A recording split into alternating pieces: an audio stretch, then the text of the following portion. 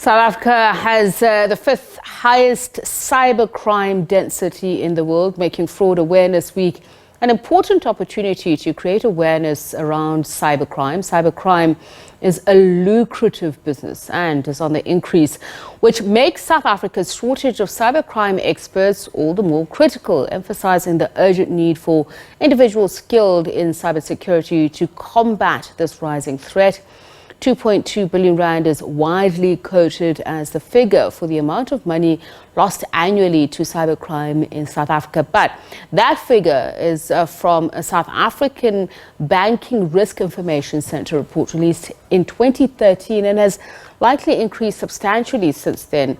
To talk more on this, the cybersecurity expert Charles Lambert. A very good evening to you and thank you so much for speaking to us, Mr. Lambert. When we talk about cybersecurity experts, firstly, what are we talking about? Tell us a little bit more about what you do.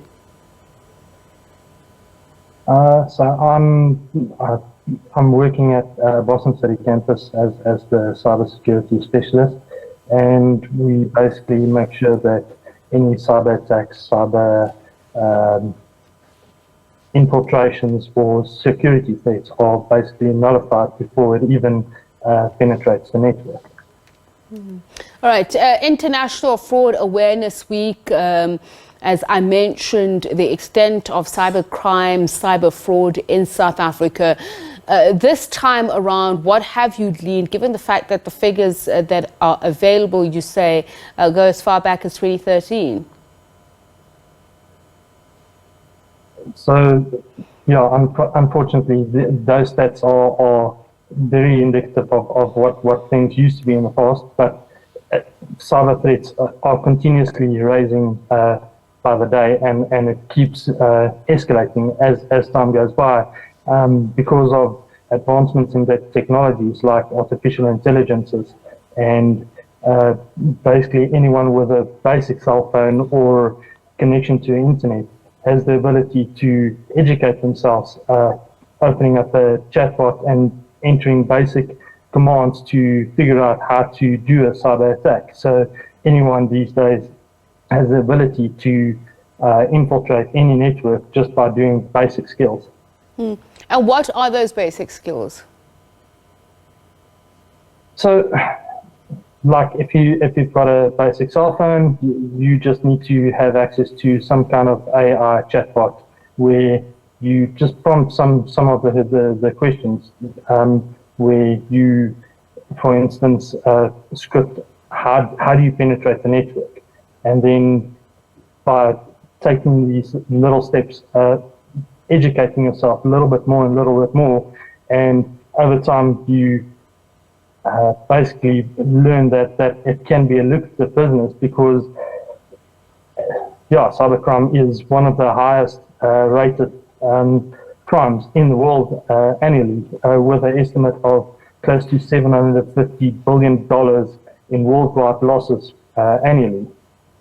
And you say South Africa's vulnerability, the problem is the lack of cybercrime specialists in the country.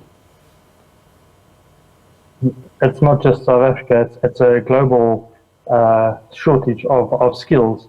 With South Africa being ranked the fifth highest on the global density scale, you compare it to the likes of first world countries of Greece, France, Germany, and Mexico, and Spain. And when you compare South Africa, that is fifth, compared to these first world countries, you're only competing with higher countries like the UK, that is top with 4,371 cybercrimes victims per 1 million internet users. And it starts to paint a picture that South Africa is becoming the crime central when you compare it to the likes of Nigeria, with, as you know, the 417 schemes that Nigeria used to run. So it's imperative that as a South African, you need to upskill yourself with certain skills to prevent yourself from being infiltrated with the cybersecurity risks, whether it's making sure you update your software on a regular basis, or installing a firewall, or just basic things just to cover yourself. And when are you most vulnerable when you think you're safe? I'm just looking at the types of crimes. As you say, people may take some of these steps, but may take certain things for granted. What should we be on the lookout for? Is it when we are most vulnerable online, or even if you're not? So cyberbullying is one of the biggest problems on social media platforms that you get out there.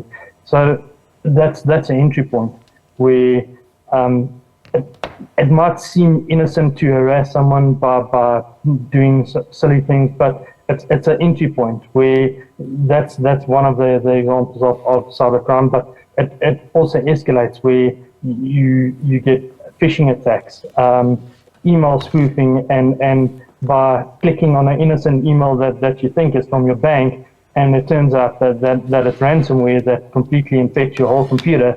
So by protecting yourself, by even if you're uneducated, try and educate yourself.